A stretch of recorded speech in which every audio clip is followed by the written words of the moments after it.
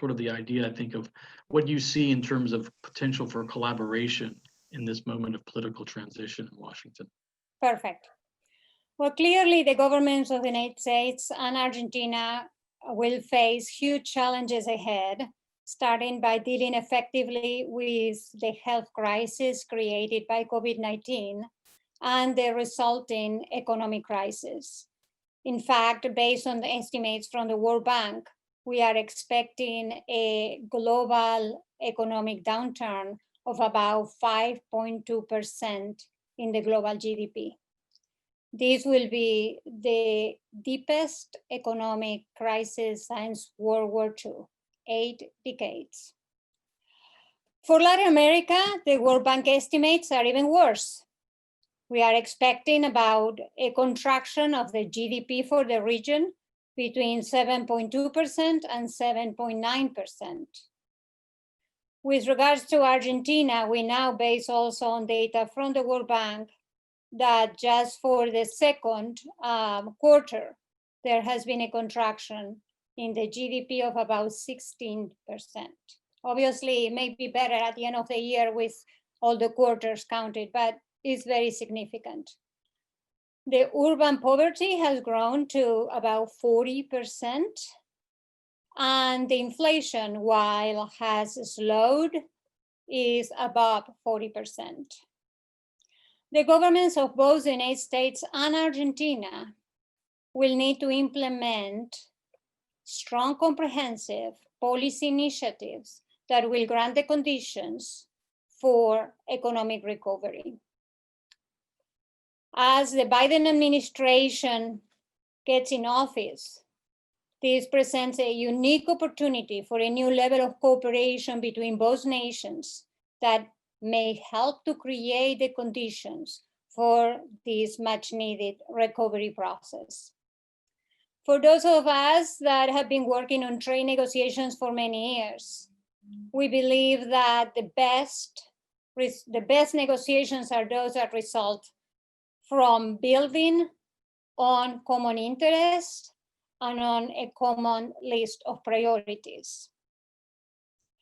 So as we start this panel, I look forward to hearing from the panelists whether you think that we will be able to create this cooperation between the United States and Argentina, and what else we can expect on this new chapter in the bilateral relationship. Excellent, thank you. The point of political transition and common interests, we'll definitely ask Kezia and Lisa, but let's unwind a little bit of the political. So Doug, give us your the inside baseball. What's going on, and help us unwind exactly just some of the machinations. But more importantly, as the Biden administration comes in, how does that work when a new government takes over? And sort of give us some anecdotes from your experience. Great, I'm happy to be here today. Just let me say briefly, first of all, you may be a little confused based on how we do our democracy, but I think almost everyone believes Joe Biden was elected president, and we will have a largely orderly transition, although some days it may not look as pretty as other days. We will not know who's going to control the United States Senate until January 5th, when there are 2 elections held for 2 seats, and right now the Republicans are favored to win those, although it's close. So in the event that they win it, we'll have the divided government for at least the first 2 years of a Biden administration, and that'll be the first time since the 1980s that a president was elected and did not have control of the United States Senate. So that will have a huge impact on how a Biden administration will govern. The Democrats are only going to have around a 5-seat majority in the House. So that'll be the narrowest margin in almost 20 years. So we're headed for likely divided government in Washington. People talked about the 2020 election was the most significant election in our lifetime. I'm not sure about that. I think what was most significant for me was what I learned about the 2020 election, most importantly, was Donald Trump's election as president in 2016 was not an accident. It wasn't a one-off. It wasn't just this one unicorn event. The fact of the matter is 74 million people voted for Donald Trump for president in 2020. And so I think we went into this election believing the country was divided and we were going to come out of the election with the country divided. And I think the country is significantly more divided now after the election than we were before.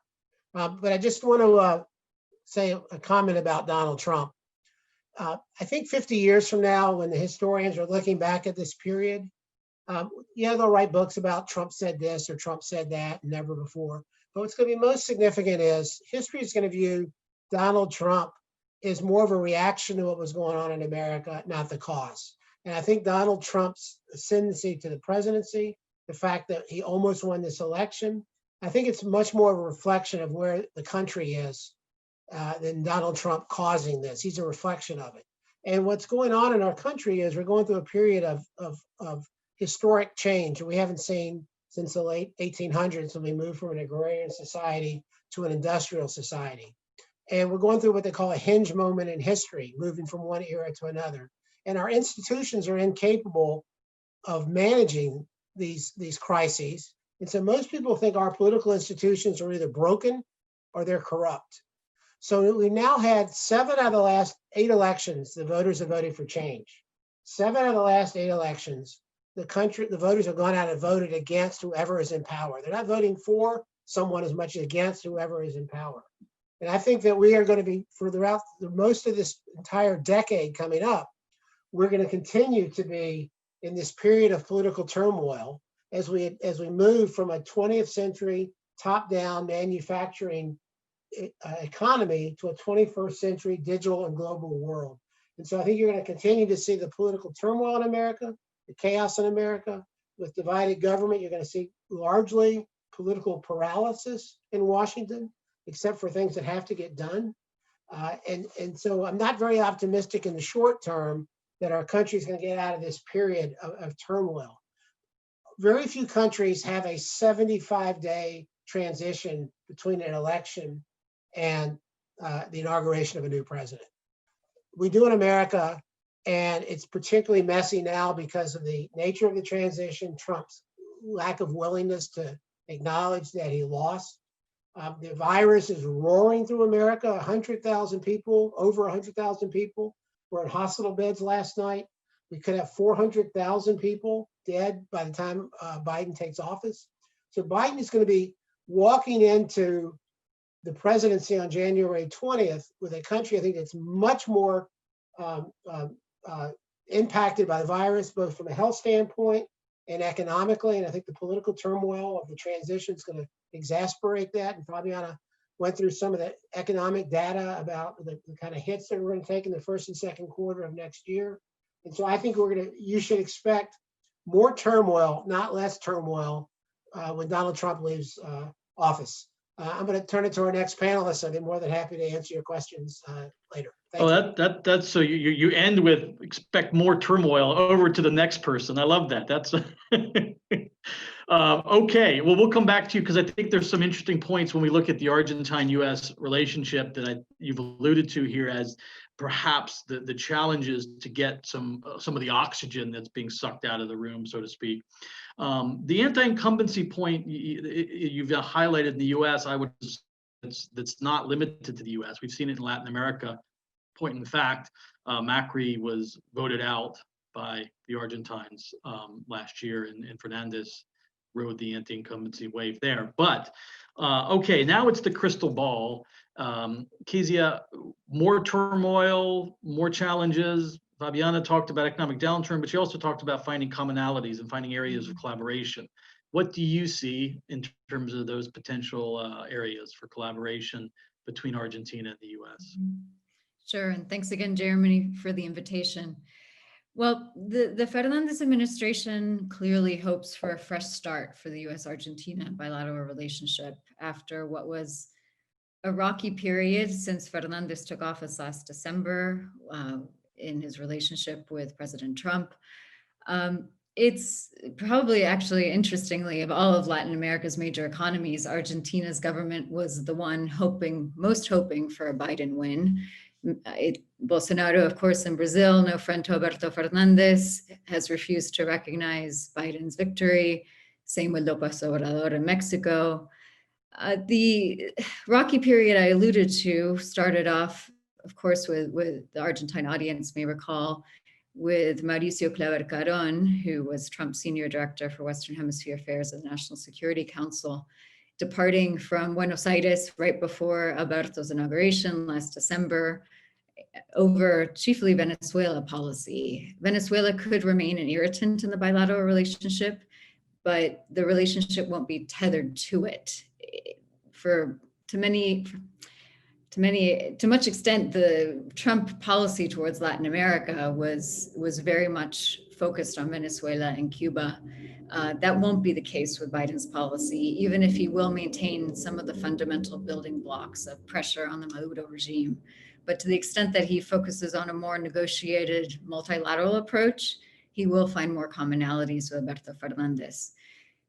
The Biden administration will also find more common cause with Fernandez over some priority issues for US foreign policy under Biden globally. Clearly, some of the topics we're talking about today, climate change and renewable energy, those topics that focus on the environment will make the US-Brazil relationship much more difficult, but will help the US-Argentina relationship. So there are certainly broader opportunities for cooperation on those priority issues. I think clearly the major incentive, as we all know, for Buenos Aires to maintain a good relationship with Washington is the US voting power at the International Monetary Fund. I don't think there will be any significant difference in US policy in that regard. The US clearly has a national interest in maintaining macroeconomic stability in Argentina. Of course, talks are ongoing. The Argentine finance minister has said he hopes for an agreement in the spring, or US spring. Of course, that was a topic of the first conversation that Biden and Alberto Fernandez had this past Monday. To that extent, the relationship is off to a good start. Fernandez was the second president in the region after Piñera in Chile to speak with the president-elect. To the extent also that policy is personnel, as we say in Washington, and the Biden team is making some of the key appointments for foreign policy and the economic team. Janet Yellen, as the former central banker and academic economist to the Treasury Department, is the cabinet member who will have the most impact on Argentina. But again, expect full US support for Argentina with the IMF talks. Interestingly, too, I was just reading that Yellen's most recent announcement that her deputy, an Obama administration alum who has BlackRock experience, that is also interesting given BlackRock's role in the recent negotiations with bondholders. On economic policy, too, some of the issues that I work on on a day-to-day basis as a member of the McClarty Associates Latin America team is the pressure that we can expect from US companies that lack confidence in Argentine economic policy, particularly companies in the real economy that are suffering from some of the measures that have dampened investor confidence in Argentina, from capital controls to ongoing price controls and import restrictions that will continue to be an issue in the bilateral relationship. But like I said, off to a good start. I think some good opportunities for broader cooperation, even if Argentina clearly won't be as relevant as it perhaps was to, say, the early days of the Macri administration in Washington. For pragmatic reasons, the Fernandez administration will do everything it can to have a decent relationship with the United States, even if it's not a particularly robust one. Perhaps domestically, for ideological reasons, it's easier to be a friend to the United States with a Biden administration. But again, Biden, as others have talked about, will have enormous public health and economic challenges as soon as he takes office. The US is likely to remain a bit inwardly focused in that regard. He has talked about in his broader foreign policy, and this will also affect Latin America policy, we embrace a multilateralism, a more values-based foreign policy. Biden's Latin America advisors during the campaign talked about his focus on promoting democracy and human rights, a focus on anti-corruption efforts. Biden is a true believer in all of that. But we may see sort of more of a change in tone than real substance. And of course, even within the region, Argentina wouldn't necessarily be a priority country. Issues like migration crisis from Central America would be much higher on the to-do list. I'll leave it at that, but happy to come back to some of the broader Latin America policy issues as well.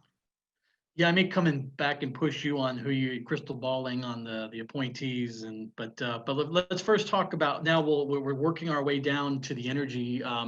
So speaking of crystal ball, Lisa Vasidi from the American Dialogue, good to see you. Invited you to do that with energy and climate. So what is the Biden administration? I mean, we've heard a lot. There was even in one of the debates, a back and forth over fracking. Help us unwind what a Biden administration could mean with energy and climate. Good to see you too, Jeremy. Thank you. Well, I mean, I think when we're talking about Biden's energy and climate policy, the first thing to say is that he has very ambitious plans on climate change, and he's made it clear that this is going to be central to his energy policy and his foreign policy. So, you know, in his discussion with Alberto Fernandez, climate change was one of the topics that was on the agenda. It was also one of the topics when he spoke to the president of Costa Rica.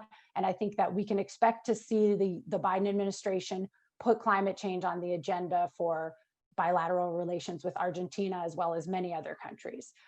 You know, he also appointed former Secretary of State John Kerry to a new cabinet level position on climate change. And this indicates, you know, how it's going to be a part of many of his other policies, including foreign policy. But I do think that it's important to point out that it's going to take several months before his senior team is confirmed. So any position like an assistant secretary position, for example, that needs to be confirmed by the Senate, in the best case scenario, those people would be able to go through that process and start toward the end of next year. So any sort of big initiatives, I don't think it would be possible to start them right off the bat. You know, we're talking about things starting more or less a year from now. Biden said that he will join the Paris Agreement, rejoin the Paris Agreement on day one, and not only have the US fulfill its commitments, but also lead countries around the world to ramp up their targets to address climate change. And now, 5 years after Paris, we're at a moment in the process with the UN where countries are supposed to be submitting their more ambitious NDCs. Very few countries in the region have already done that. Argentina has not yet, but it said that it would. So just a few specific points on policy. First, I'll talk about clean energy. So a central part of Biden's climate and energy plan is to tie it with economic growth, investments, and exports in the US. So for that reason, I think, you know, there'll be an increased emphasis on clean technology exports to the region and the promotion of clean energy investments by US companies in Latin America in order not only to address climate change, but also to promote US jobs and industry. So the Biden during the campaign said that they would make low cost financing available for clean energy. So this type of financing could be available for Argentina. Specifically, the Export-Import Bank and the Development Finance Corporation, the two development credit agencies of the US, will probably refocus their lending on clean energy and low carbon solutions. So I think this is very relevant to Argentina because Argentine companies have recently had a very hard time getting financing for renewable energy projects. There are currently dozens of renewable energy projects in Argentina that won contracts during the Renovar auctions that are supposed to have already come online and haven't come online largely because they can't access financing. So I could see this being a potential useful area for collaboration with the US. I think there could be less appetite for using these development credit agencies for things like natural gas pipelines, which, for example, was something that was being discussed under Trump's America Crece program. But Biden has not ruled out loans for natural gas. He did specifically say in his campaign documents that he does not think these agencies should be used to loan to coal projects, but nothing was specifically said about natural gas. But I think there would be just more of a focus on clean energy and maybe less on natural gas infrastructure. It's also important that he said that he wants the US to replace China as the world's leading clean technology provider. I think this also could have implications for Argentina because China is the top seller of many clean technologies in Latin America: electric buses, solar panels, wind turbines. And Chinese companies built the largest solar farm in Argentina. So, I think that triangular relationship is important in the clean energy space. And then just on the oil and gas side, there are a couple of areas that were talked about during the campaign under Biden's plan. He talked about stopping fossil fuel subsidies, and Argentina has among the highest fossil fuel subsidies in Latin America. So maybe that would be an area for cooperation. Maybe there would be some tension because Argentina is, kind of one of the worst in terms of fossil fuel subsidies. But there could also be a good opportunity for collaboration. Biden did not get behind the ban on fracking that some of the other candidates in the Democratic primaries did say. They said that they would ban fracking. He clearly said he would not ban fracking, but he did say that he would stop leasing and permitting for new oil and gas developments, including unconventionals, on federal lands. So this is clearly a change in direction from the Trump administration. And I think also there are new opportunities for collaboration, for example, on regulating methane emissions. I think that's there were Obama era regulations on methane that were rolled back during the Trump administration. I think Biden will reintroduce them, and this is a very good potential area for international collaboration with countries like Argentina. And then I think there could also be opportunities more broadly for cooperation on shale regulation. But I also wonder if this will be controversial among the more activist or progressive wing of the Democratic Party. So, I don't know if that's something that would be well received from, that part of the Democratic Party.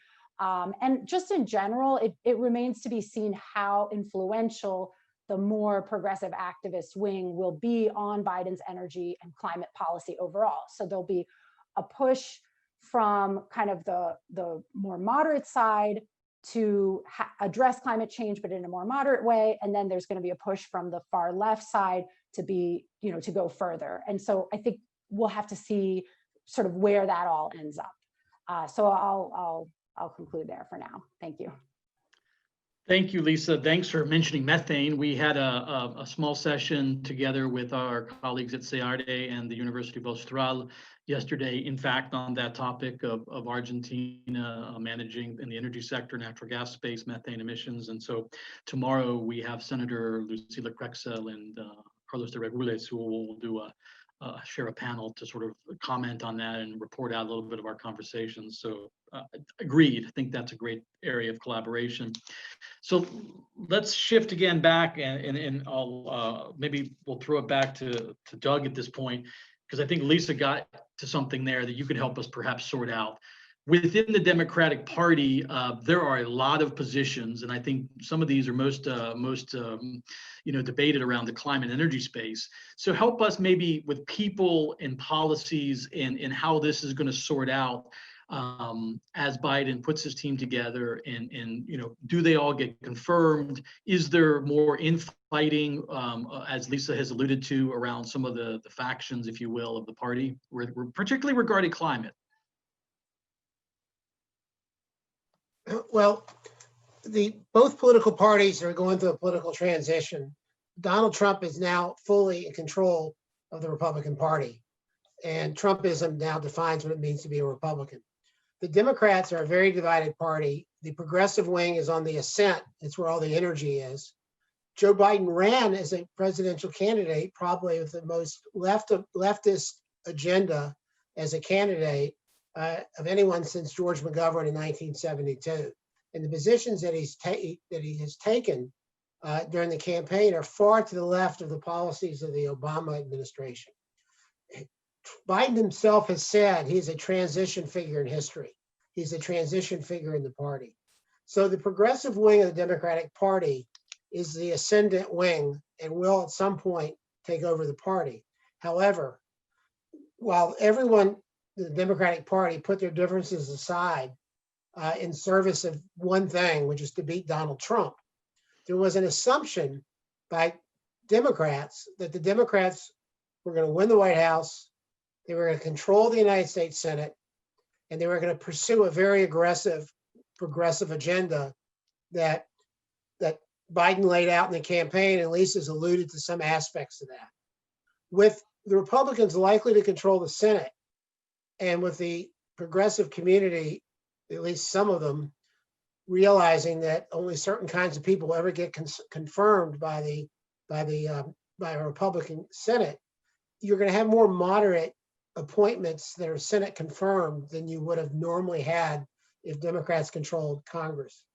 And what Donald Trump learned on day one of being president, which Obama learned in year 3, was in a divided government in which the federal government largely is broken.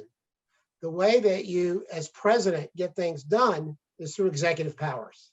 And it's through the office of the executive branch. And so I think Biden's agenda, which will be very progressive in the energy space, despite the limitations of having a Republican Senate, it's going to be largely through use of enforcing regulations, clean air standards out of EPA, and other usage of the executive branch that he can unilaterally make changes in rules and regulations.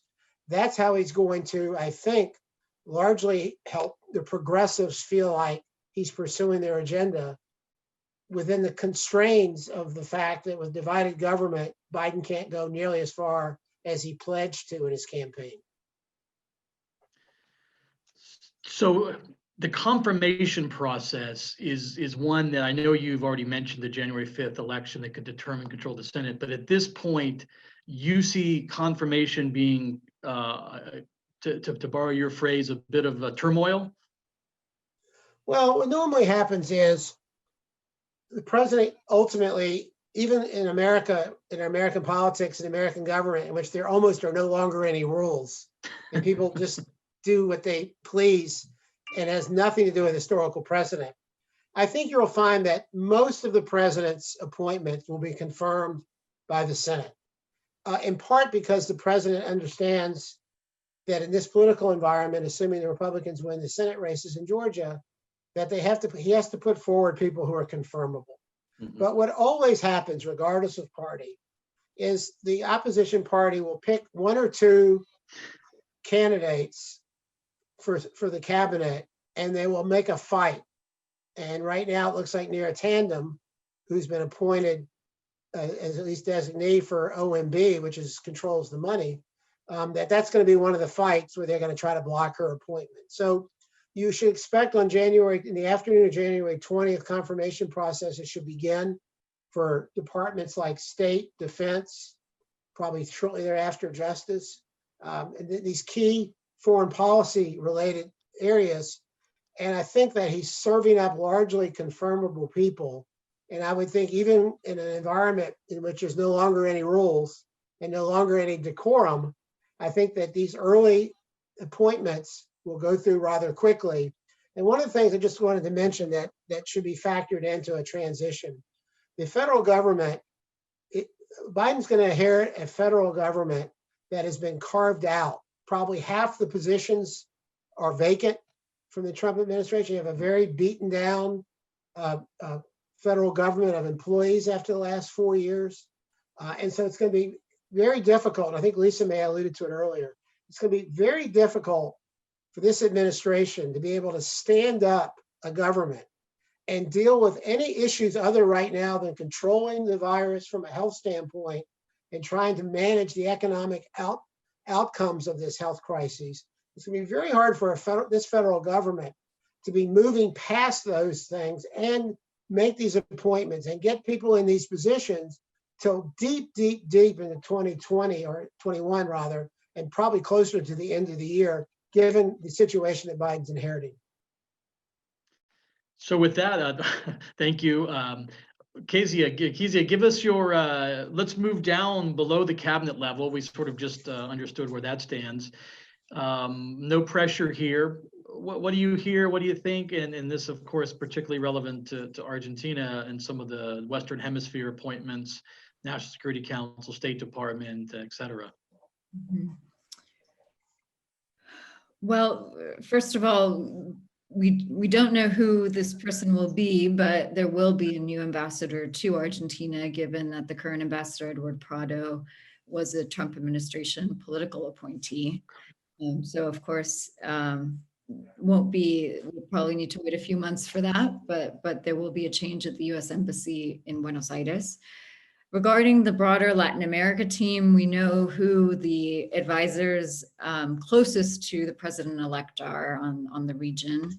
The co-chairs of the policy team on Latin America during the campaign were 3 Obama administration alumni, like many other foreign policy advisors who are what many in the press have talked about as a return to the establishment.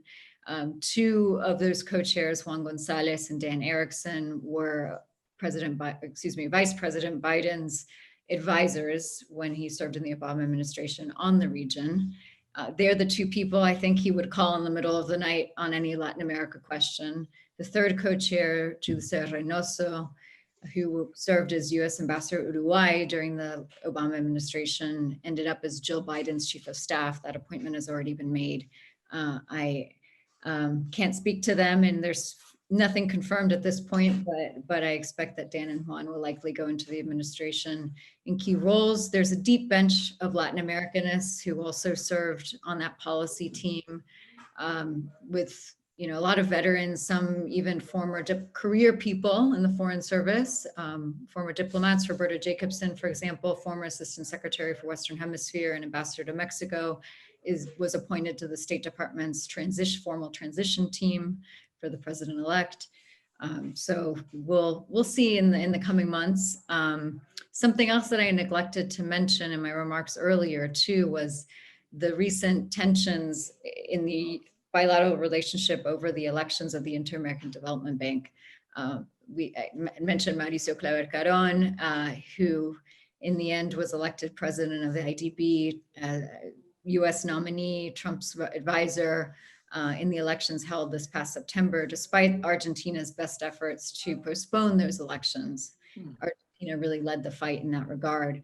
So the IDB will also be an interesting point in inter-American relations going forward. There's some speculation that the Biden team might want to remove Mauricio, cut his contract. The IDB General Assembly does have the power to do that, but I expect there will be other battles to pick in the short term, and at least sort of that point of tension in the bilateral relationship over the IDB elections will be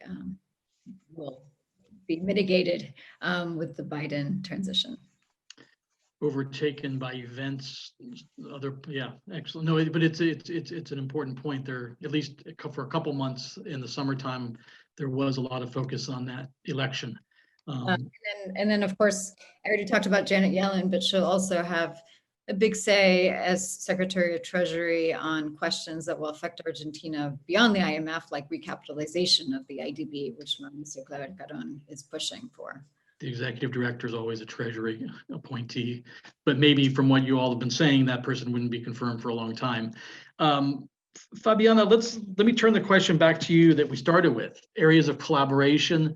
You talked a little bit about trade. You talked about economic downturn, but what are the opportunities? Where can Argentina and the United States collaborate? What are a couple of areas you would suggest we try and be optimistic and find a common ground?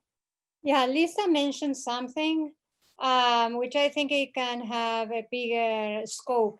She mentioned replace China in clean technology. I think that this economic crisis is opening the door to a realignment of the global value chain. And until now, Latin America did not play a critical role in the global value chain. And now is a clear understanding, and I work a lot on medicines, and this is very much the case with medicines, but it's going beyond medicines. It's going to other areas where the United States feels, and this was before COVID, it really started with the trade war between the US and China, that there is too much concentration of the value chain that we depend on China. And if we are smart, and if we really try to figure out how to have an economic recovery that will be lasting, we should try to look at all the different sectors, like Lisa mentioned on environmental technologies, or in my case on pharmaceuticals, etc., where Latin America can play a critical role. Is very much expected that this value chain will be realigned, and it will look different than it does today. One of the principal elements of why China was able to play such a critical role was low production cost. And one of the issues is, since we are in an energy panel or conference, is the low electricity costs for production in China. Well, will Argentina, for instance, be able to produce or provide low energy production costs and other production costs that will allow Argentina to be a production hub? What we expect from this realignment is that there will be a global diversification of the production of value chain with hubs in different regions. I will look at that very strategically. What needs to be replaced from China, because it will be replaced by someone. Are we going to take that opportunity or not? And as governments, if we are going to take that opportunity, what these governments need to do? Can the current labor laws, for instance, will sustain that? I mean, if we look in some countries, sometimes the taxes are so high that it just take you out the competitivity. So it really needs to be a really looking strategically what needs to be replaced from China. What are the conditions that are in this case in Argentina that could provide similar conditions, and what changes in terms of policy the government needs to do to take advantage of this opportunity? I think that will be important. The other one is, like I say, I think that a successful bilateral relationship is one that is built with common benefits and common agendas. I am originally from Argentina, so I hope this will not be considered a critic, but I don't think Argentina will impose the agenda in the bilateral relationships. Let's be realistic. So let's look at what are the priorities for the Biden administration and how we can build a common strategy. So Argentina is not just one country in Latin America, but a strategic country in Latin America. And that's what I will look for. And I think that there are several opportunities. I mean, if we can create 3 to 5, that's great.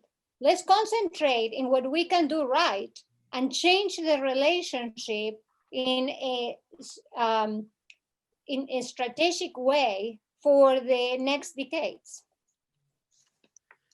From your, as they say, from your mouth to God's ear. When you say we, I think you're speaking as an Argentine for sure. No, so. I'm talking about both because I feel in both. Yeah. We both. We is okay. No, that's perfect. Absolutely. So I want to remind folks that, feel free to throw some questions. I've always got a million that I'll keep going with here, but we've got a few more minutes.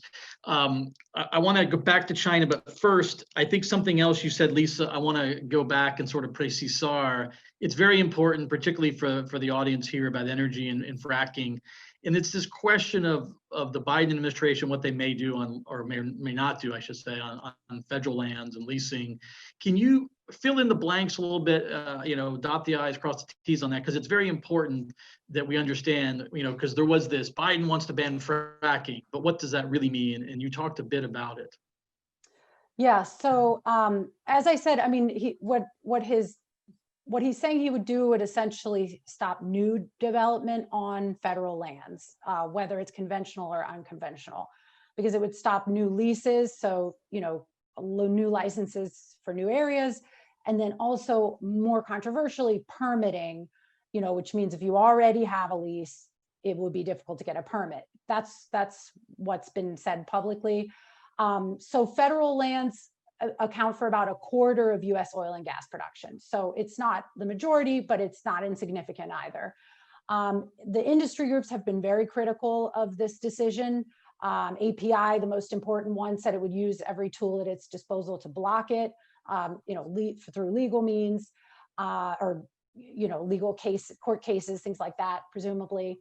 But I do think that it would take a lot of time for the states where unconventionals there's a lot of unconventional development on federal lands.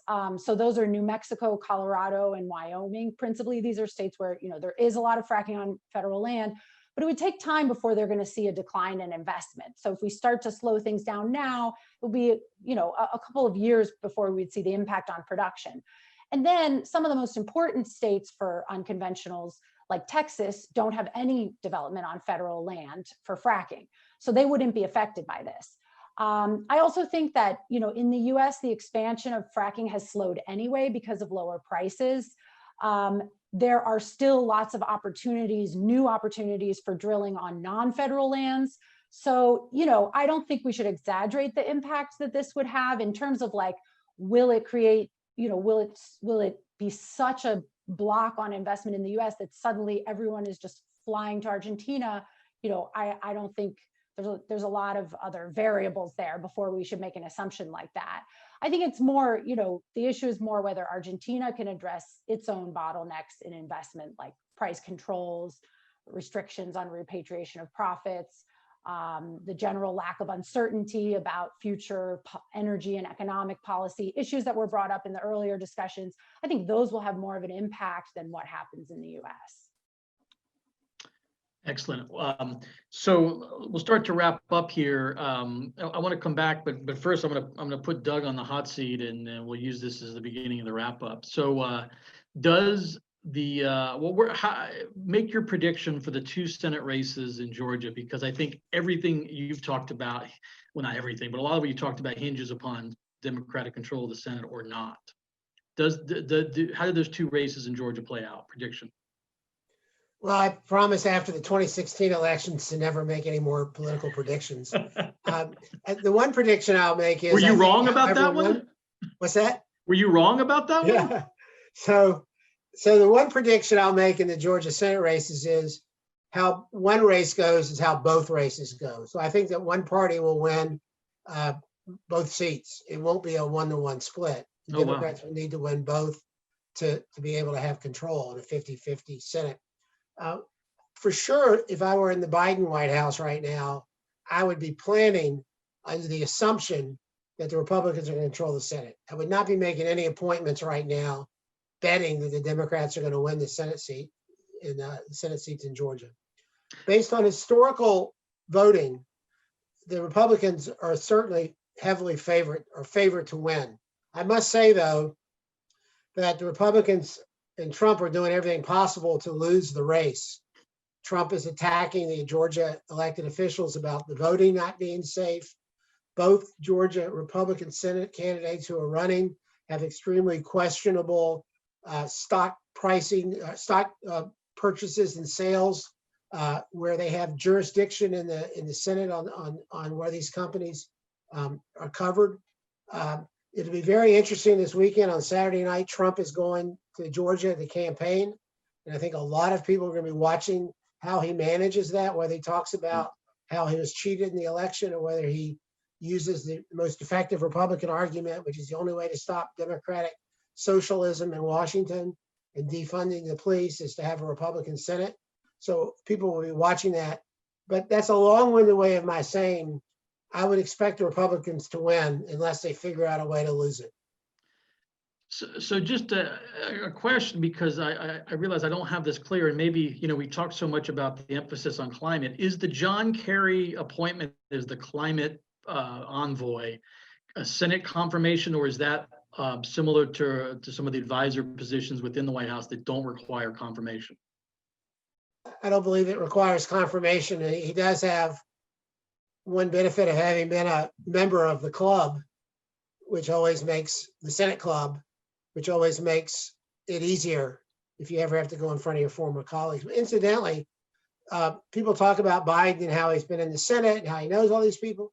There are only about 30 senators who will be in the Senate next year who actually served with Joe Biden when Joe Biden was in the Senate. So it just shows you how much the political turmoil in our country has turned over our elected representatives.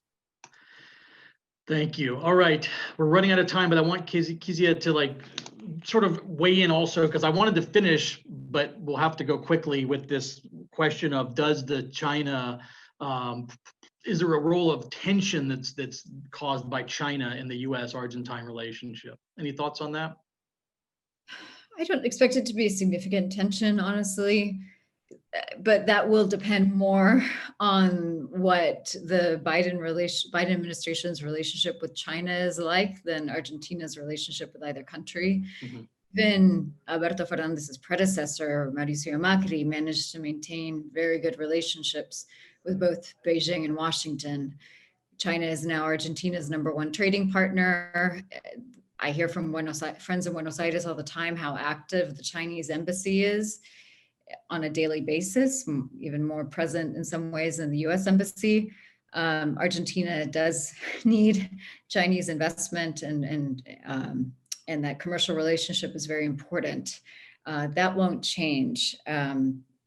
Argentina needs good relationships with both countries. I don't expect the Biden administration to really punish Argentina because of that relationship with China, though I will say that it's clear that the competition with China in the region is a point of continuity and a point of consensus between the Republican and Democratic parties. So that's something perhaps that won't change significantly with the new administration. I just don't expect it to significantly impact the bilateral relationship at this point. Excellent. Well, we'll wrap up here, and I promised Lisa I wouldn't do a yes or no question that I always like to do to wrap up my panels. So instead, I'll do a question that requires you to answer with one word. So it's not a yes or no question, but rather I'm asking you to respond to my wrap-up question as to what do you see, or how do you view in one word the future of U.S.-Argentine relations? And it doesn't have to be related or specific to just energy, but broadly in one word. And since you told me no yes or no questions, Lisa, I'm going to ask you first. In one word, the future under Joe Biden's administration for U.S.-Argentine relations. That's even harder. I I think the future will have broader agenda. Can I have 2 words? I'll grant you that. Kezia?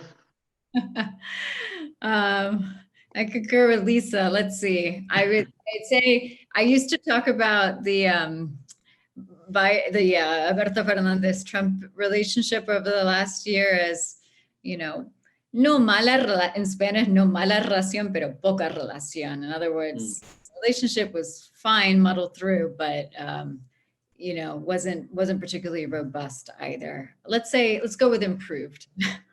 Modest. All right. That's good. That's one word. Fabiana? Sorry, I will say cooperative. I hope so.